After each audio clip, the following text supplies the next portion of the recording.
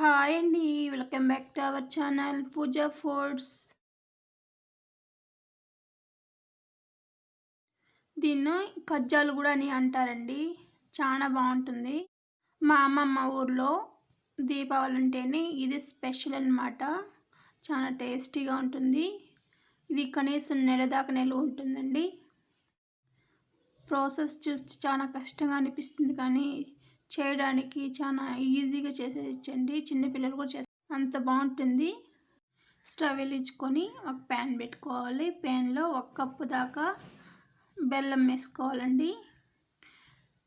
1 cup బెల్లానికి 1.5 cup దాకా నీళ్ళు పోసుకోవాలి. పోసుకొని బెల్లం అంతా కరిగించుకోవాలి. ఈ బెల్లాన్ని మీడియం ఫ్లేమ్లోనే మనము బెల్లం కరిగిపోయేదాకా ఇలా కలుపుకుంటూ కరిగించుకోవాలి. అరిసెలకి మనం పాకం పట్టే పని లేకుండా ఇలా ఈజీగా చేసేసుకోవచ్చండి. మనము బెల్లం కరిగించేలోపు ఈ ప్రాసెస్ చూద్దామండి. ముందుగా బౌల్ తీసుకోవాలి. ఇలా జల్లించుకునే తీసుకొని 1 కప్పు దాకా బియ్యం పిండి తీసుకోవాలండి. బియ్యం పిండి తీసుకొని ఒకసారి బాగా జల్లించుకోవాలి. చూడండి, ఇలా జల్లించుకున్నాక 1/2 కప్పు దాకా గోధుమ పిండి తీసుకోవాలండి. గోధుమ పిండి కూడా ఒకసారి ఇలా జల్లెడ పెట్టేసుకోవాలి. జల్లించుకోవడం వల్ల అరిసెలు అనేది మెత్తగా సాఫ్ట్గా వస్తాయి.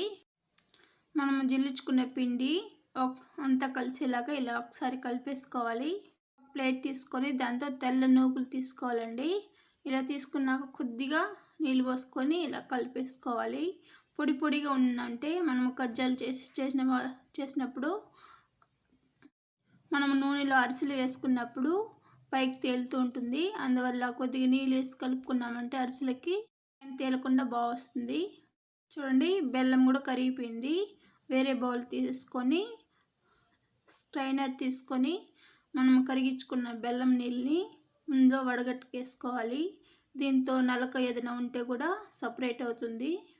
దీంతో చిన్న చిన్న ఇసుక బాయి ఉంటే కూడా ఈ స్ట్రైనర్లోని అలాగే ఉండిపోతుంది అన్నమాట. చూడండి, నాకైతే బెల్లం కొద్దిగా కరగలేదు. ఇలా వడగట్టేసుకోవాలి. ఇందాక బెల్లం కరిగించుకున్న బౌల్లోని బాగా కడిగేసి ఇలా బెల్లం నీళ్ళు పోసేసుకోవాలి. ఈ అరిసెలు దీపావళికి 5 కిలోల దాకా 6 కిలోల దాకా వేసి చేసుకుంటారండి. చాలా రోజులు ఉంటుంది. ఈ బెల్లము ఇలా కాగుతున్నప్పుడు 1 స్పూన్ దాకా నువ్వులు వేసేసుకోవాలి. తెల్ల నువ్వులు వేసుకోవాలండి. అలాగే 1 స్పూన్ దాకా నెయ్యి వేసుకోవాలి. ఇలా నెయ్యి వేసుకోవడం వల్ల సాఫ్ట్గా చాలా రుచిగా ఉంటుంది. చూడండి, నెయ్యి ఇలా బాగా కరిగిపోయినాక ఇందాక మనం పిండి జల్లెడ పెట్టుకున్నాం కదండి, దాన్ని కొద్దిగా వేసుకుంటూ ఎక్కడ పిండి ముద్దలు లేకుండా ఇలా విస్కర్తో అయినా గరిటతో అయినా నీట్గా ఇలా కలిపేసుకోవాలి. పిండిని ఒకేసారి వేసుకోకుండా ఇలా కొద్దిగా వేసుకుంటూ, ఒకేసారి కాకుండా ఇలా కొద్దిగా పిండి వేసుకుంటూ ఇలా కలిపేసుకోవాలి.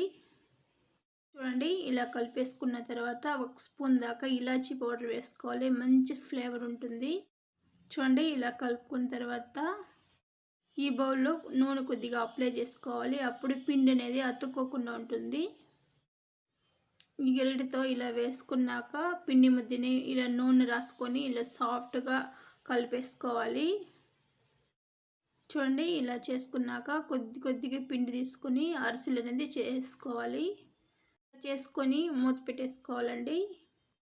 ఇలా కలుపుకున్నాక మూత పెట్టుకోవాలి. ఇప్పుడు ప్యాన్లో నూనె వేసేసుకున్నాను. ఫ్రై చేసుకోవడానికి ఆయిల్ సరిపడా వేసుకొని అది మీడియం ఫ్లేమ్లో కాగుతూ ఉండాలి. ఒక బటర్ పేపర్ అయినా ఇలా పిండి పేపర్ అయినా తీసుకొని నూనె అప్లై చేసేసుకోవాలండి.